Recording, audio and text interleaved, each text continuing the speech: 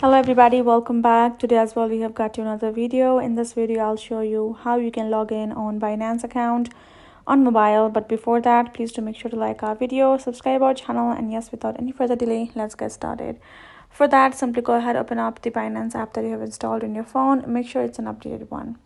Once you've opened up your app, go ahead, tap on this option of login right there given in the yellow box. Then go ahead, enter the email that you created your account with and the password that you created as well. Once you added that, this login button will light up. Go ahead, tap on the login, you are good to go. But in case you have forgotten your password, tap on the forgot password.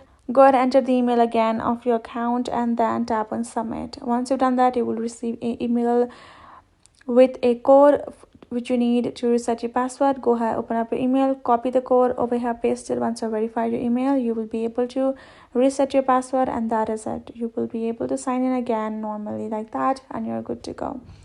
That is it for this video. If you got more questions, let us know in the comments below and we'll get back to you. So hope this video helped. Thank you so much for watching. I'll see you guys in our next video.